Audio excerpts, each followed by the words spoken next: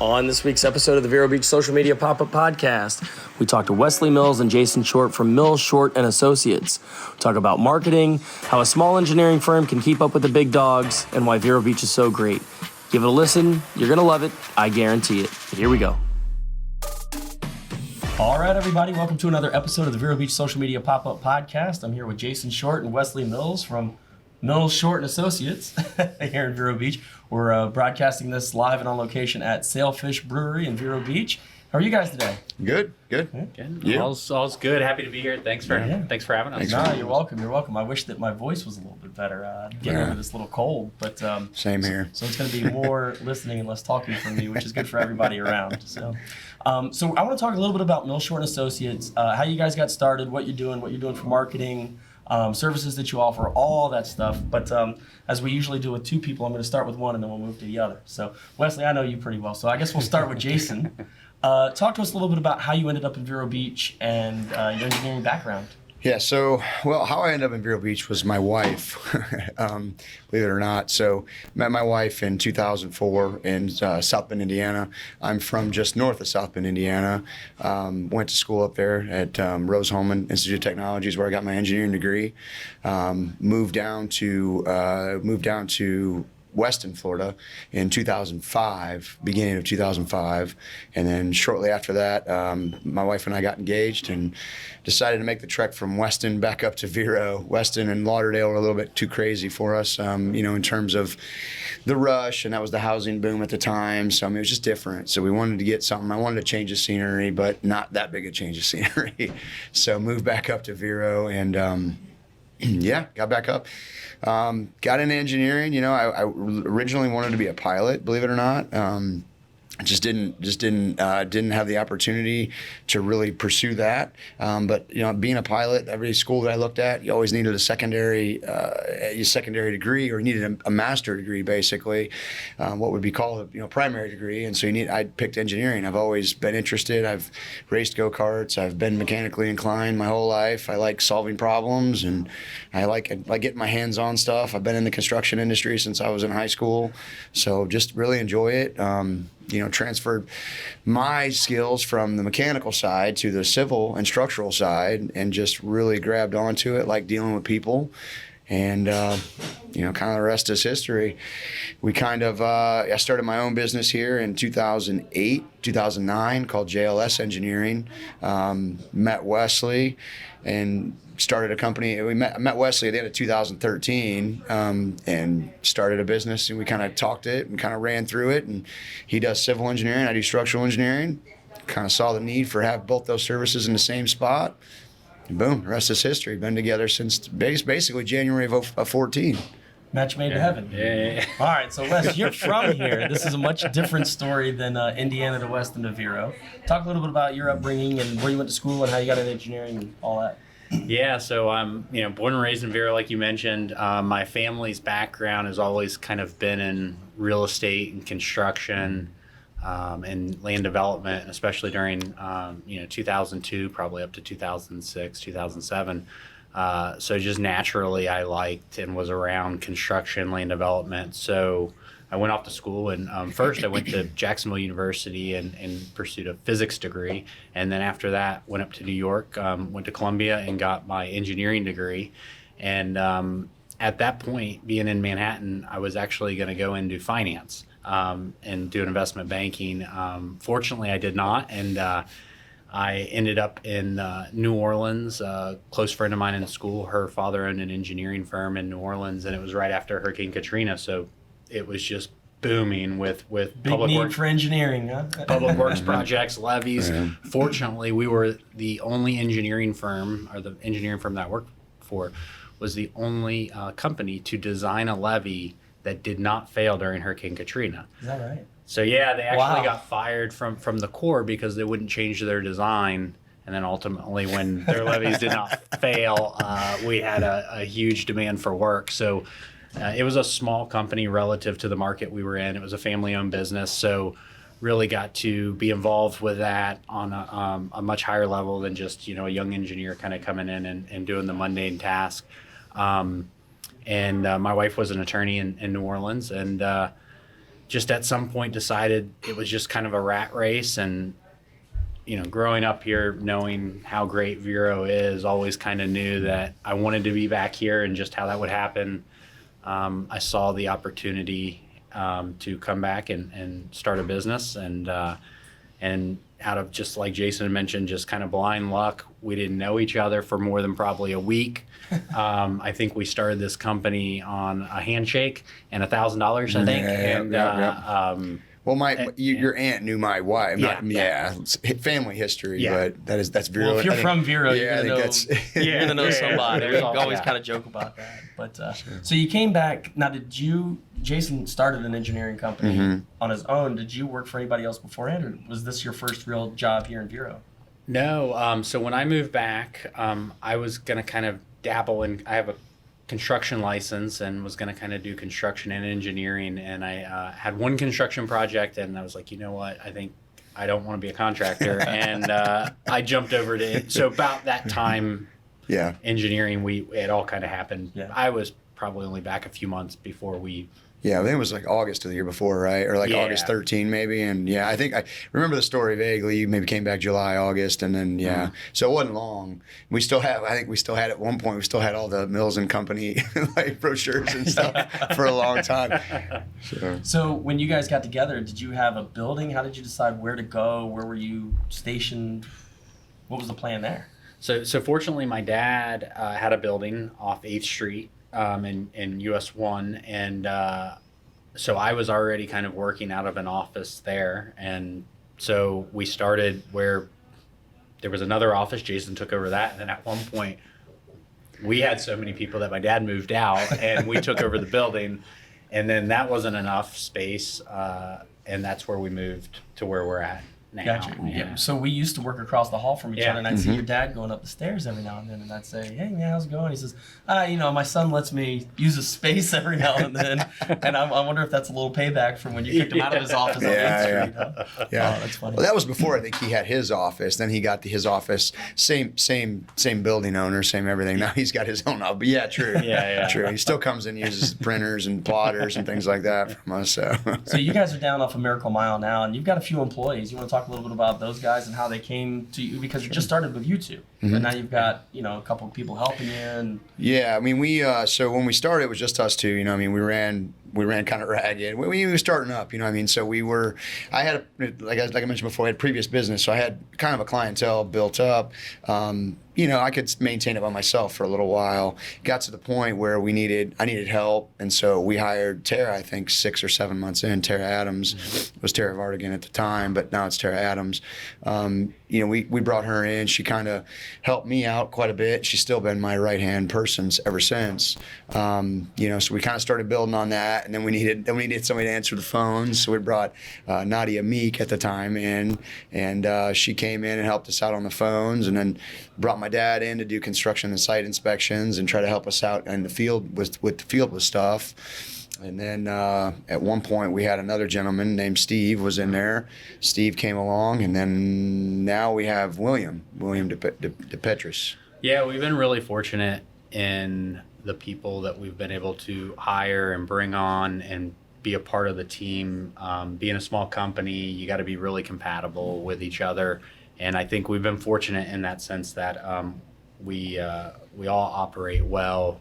Everybody's strengths and weaknesses kind of complement each other, and so we've been pretty fortunate with our group. So that kind of leads me to one of the questions I wanted to bring up is there are a lot of big engineering firms around. I mean, like big names, and I won't mention them on the podcast just out of respect for competition. But how does a small company like yours, where you have 5 or 6 employees and 2 engineers, how do you guys compete with these big dogs?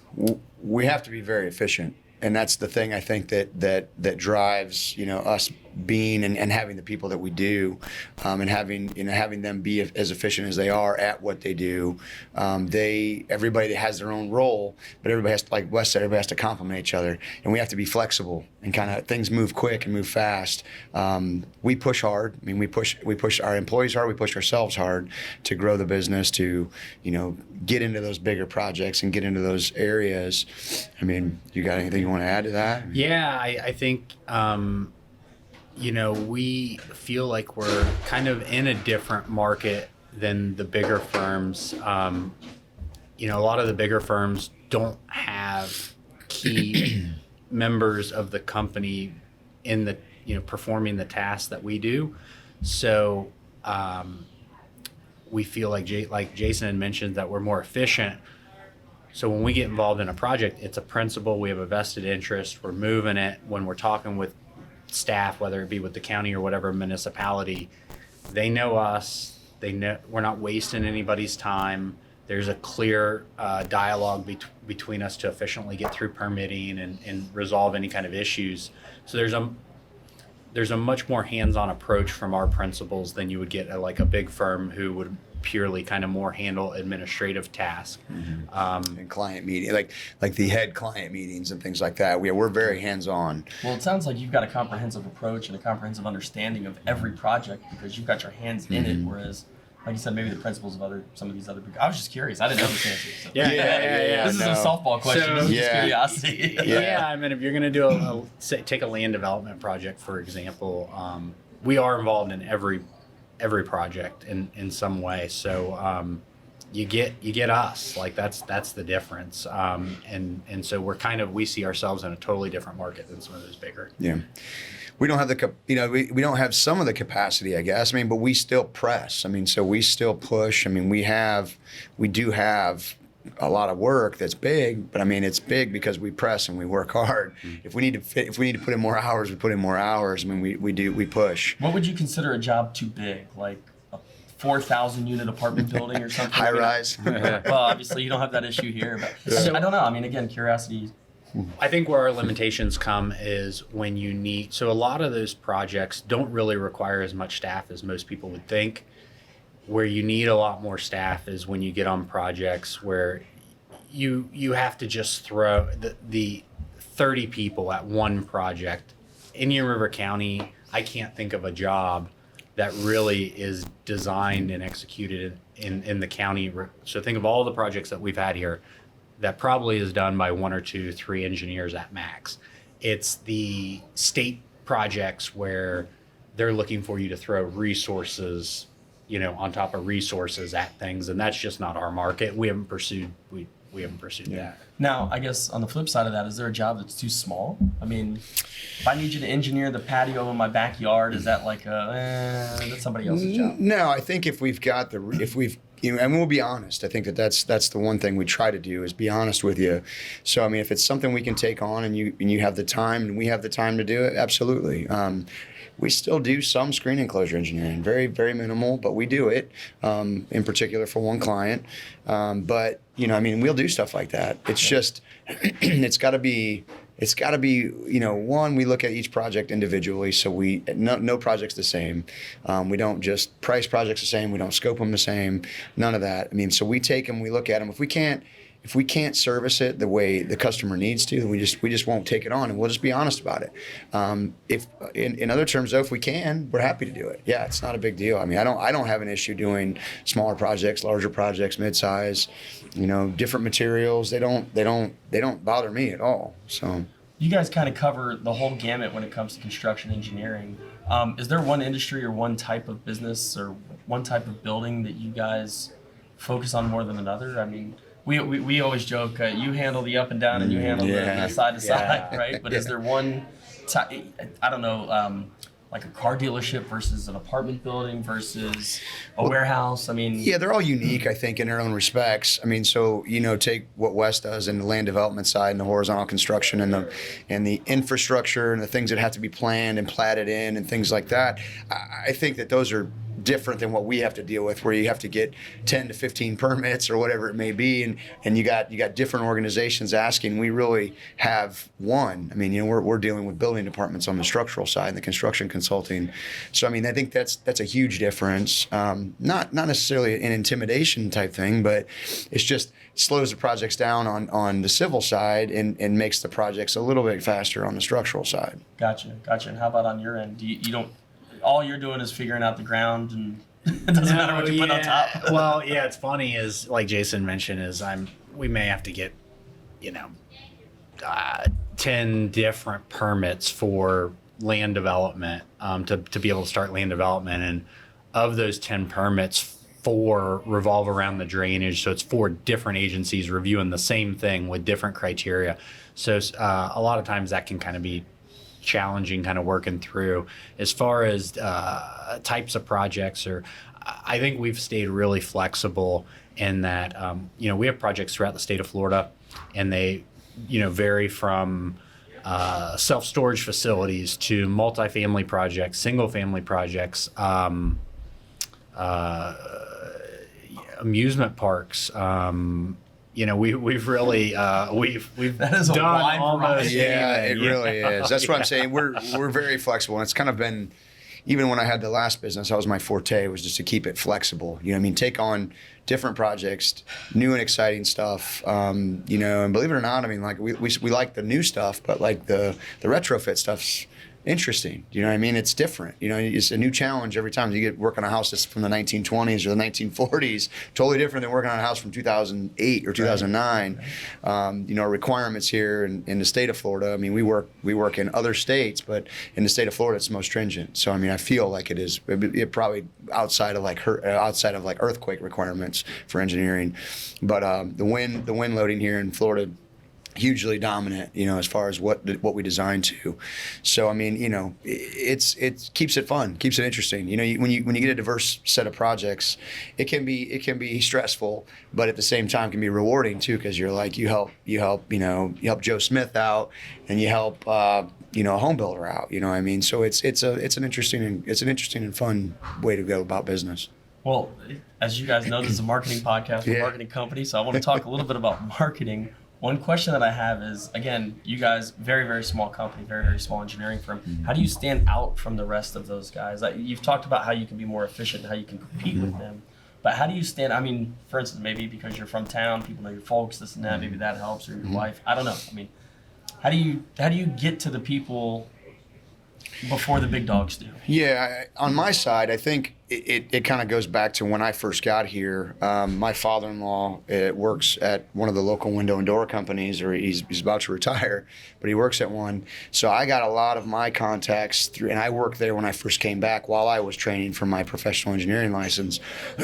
So as I'm working through there, I'm meeting people, and I'm in the industry. So it took me from that time in 2006 to about 2011 or 10 really to gain like a good traction and a good base of clientele on my end.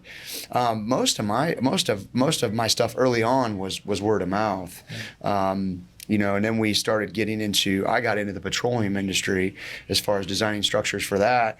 So that put off a whole new network of people. So that's how I started. That's how I started venturing out of the area. So I would go to Miami and go to Monroe County and go to Miami-Dade, Broward, Northeast St. John's, up there that way. So Orlando, we did stuff at the Orlando airport. So I was young doing that stuff. And so I think that helped gain traction with my name, because there wasn't very many people, believe it or not, that were doing that stuff. I don't know.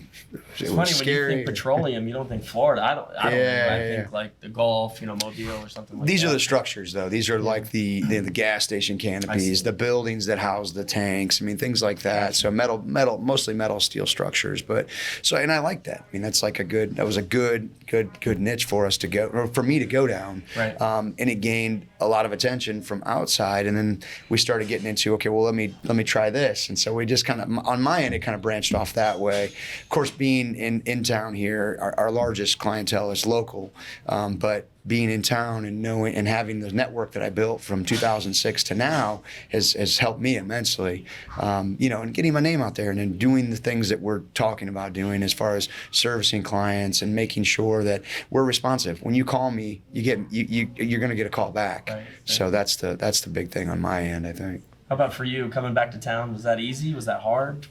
I think so. It was harder than I expected, but I think that we've hit a time. I think we've been fortunate that in Indian River County right now, the type of investors or developers that are coming to town aren't typically your regional or local investors and developers, and they are active in this market for sure. But we've been fortunate that when we've had some really big corporations come in Indian River County, and when they work with us, they say, wow, we really like this hands-on approach. We have your cell number. We can call you whenever, if it's 6 o'clock at night or Saturday. Can you handle all of our other projects throughout the state of Florida? So I think that there's some advantage in the market and timing and all those kind of things. And then also the opportunity and jumping on it, like Jason had mentioned, is just being accessible.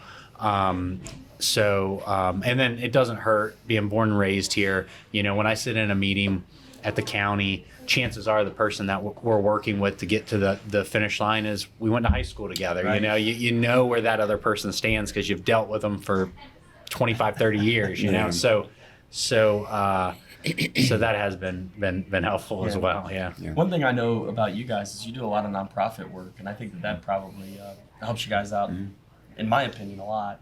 How do you guys decide what nonprofits you're going to help? How you're going to help them? Is it just case by case? Do you guys have a passion for any particular type of? I mean, I know like you coach Little League. I know that you're with your daughters doing things. You know, like. Yeah, I think that we try to participate with and help, you know, all nonprofits. We're working with The Source right now and helping them with a new project, the Crossover Mission. We helped with McKee Botanical Gardens. I know also Habitat for Humanity. If we're in a position to where we can help, we're going to help. You know, that's just kind of been our philosophy from the start. You know, the organizations are all great and they need help, and so if we can do it, we will. Yeah, as far as like adding to that, you know, I mean, we stuff that interests me, and that I've taken a pride in, and stuff that my kids are involved with, or the kids' friends are involved with, like Little League or you know, youth football or youth basketball or anything like that. I mean, we'll do anything we can to help and grow something we really believe in. So I mean, if it's there, I mean, we can do it, we do it. It's one of the great things I think about this area in Vero Beach is that. And again, I know you're not doing this nonprofit stuff to market or to grow your business, but it really does help because it's such a small, tight-knit community that, you know, if somebody's involved with you with Habitat or somebody's involved with you with Crossover Mission, they probably have something else going on where they can benefit from your services. So it really is a great way to. Habitat's been really great. I mean, I've worked with Habitat probably since 2009, 2010. So I mean, we do all of Indian River Habitat's, you know, plans and construction plans, and well, that's right up your alley. That's right up your alley. And there's always work for you guys to do. Yes. And so, but like we've gained customers and clients from that base, you know what I mean? Because there's a lot of those people that are, you know, that are our base clients that work in there and they volunteer and they, you know, they see what we're doing and they're like, well, if they can do that, I mean, they obviously are good. They're good people. They're good clients. You know, they're good business people. So they look at us in that respect, and we respect that, you know. And when they come in, we help them out as much as we can. Yeah. Full disclosure. I mean, we run the social media for you guys, just for the listeners and all that. But when we run ads that have to do with the nonprofit side, they blow up. Every single one. It's like people get so excited about this. I mean, there was a post about Habitat for Humanity that must have had 1,000 shares. I mean, it was just pictures of like these guys building these houses, and you guys say, hey, we're happy to help. And then you have other ones where you're talking about your services or whatever, and nobody cares. It's tough, you know. I mean, especially in a smaller community, you know what I mean. And that's the whole thing, you know, about social media is trying to expand and get our name out there, stay in front of people, and really get everybody to kind of know what we're doing, you know. And I think that's the goal, anyways, right? But for social media, so you know, I mean, it's being in a small community, they kind of feel like you kind of look at it, but it's funny to see how far it reaches, you know what I mean? Especially with the Veterans Memorial. I was shocked when I got the report. Actually, we're talking about doing a podcast there with Lee Olson from Waldo's. I guess he was one of the first guys to start like fundraising for them or something. And so we drove over there to see how practical it would be to do a podcast there. Because usually we need power, we need all these lights and all that. And there's really nothing there where we can do the podcast. And I'm telling Andy, I'm like, we have to figure out a way to shoot it. It's just such a cool thing. He wants to do it. So I think we figured out a way to do it. So we're going to at some point. I think in the next few weeks. But it's a really cool thing you guys have done. And it performed well on social media. No, it was fun to be a part of that.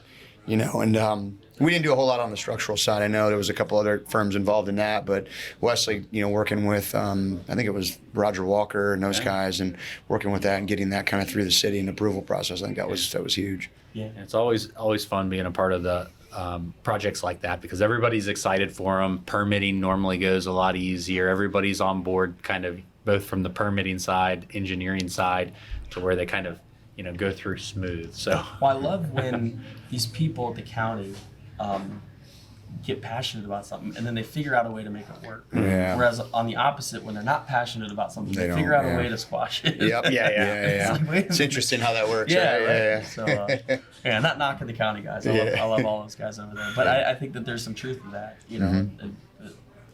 If you're going to do things that people like, you're probably going to figure out a way to get it passed. Yeah. So, Well, I think it helps too with with our local presence. Do you know what I mean? And getting into those projects and getting in front of like the county, the city. You know what I mean? And showing them that we're not just here to make money in engineering. We're here to help as well. So I mean, I think that's I think that goes a long ways.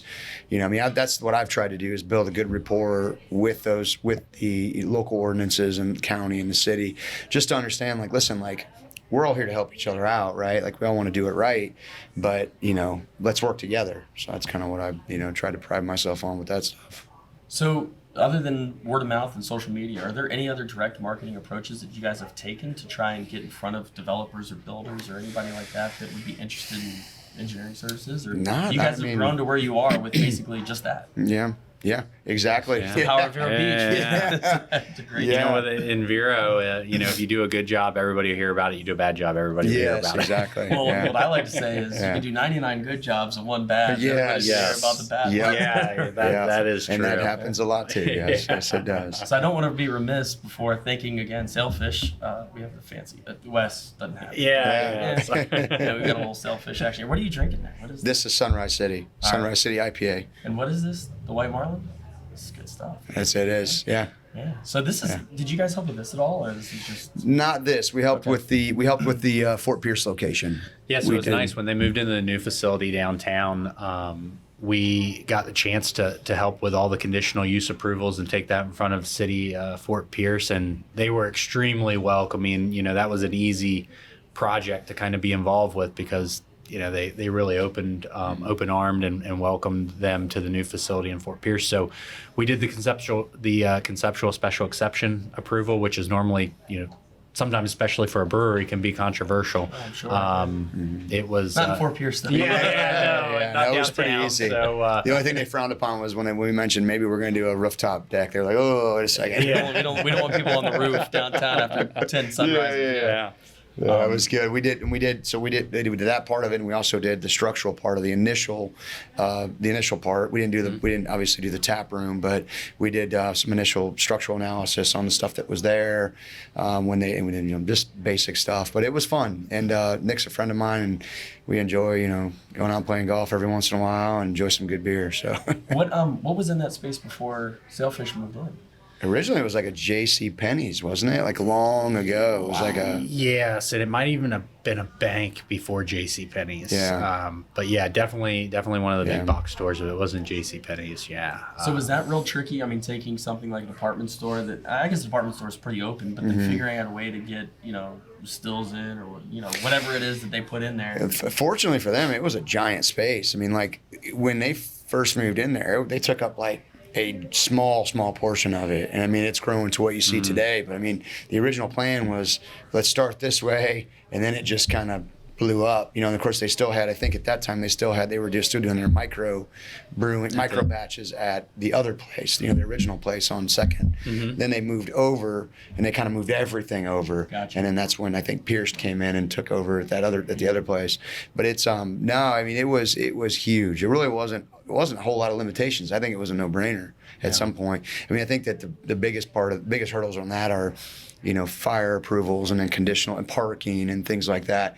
And then we weren't involved with the tap room. I mean, that's more of an architectural, issue. But I mean, they've done an awesome job with that. And this location is It's fantastic. a cool spot down there. I'm Yeah. happy that they got here. I mean, Yeah, this is- we used to spend a lot of time in this. Yeah. Back before it was this, it was OIB before. Right. So I mean, but it was they've done a really good job at laying this out and making it work. yeah, for no, sure. this is a great location. I mean, you can walk 50 steps east, Yeah, and you're in yeah. the ocean. Yeah, it's awesome. Wild. It's Yeah. a really cool spot. So that was really all I had for you guys. Again, I wanted to talk a little bit about your backgrounds, how you ended up here, and how you ended up back here. Yeah, The marketing, and I wanted to thank Sailfish and Nick and whoever gave the okay on this. I don't know who. Was it Taylor? I don't know. Probably. Yeah. Whoever. Did we? was. Maybe nobody even asked me. I just showed up with a bunch of cameras and mics.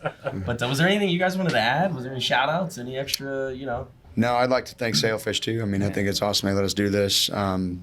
Always welcoming and being a part of the community. So yeah, and thank you for doing what you do for us. You're welcome. Do appreciate it. Putting a plug in the Vero Beach social media there. Yeah. Thank you guys. No, I'd say the same. Sailfish, and thank you guys. I mean, you guys on the marketing side is really, we've been kind of hands off, and you guys run with everything. So it's been really, really nice having you guys help us grow. So It's nice on our end. I think we just need to give you more content. Well, I was just gonna say it's nice on our end when we have. I like one of two clients. Either I like the guys like you that are kind of set it and forget it. You guys just do whatever you need to do. And then I really like the guys that are super hands-on. Yeah. That like you said, provide us with all the content, provide us all the copy.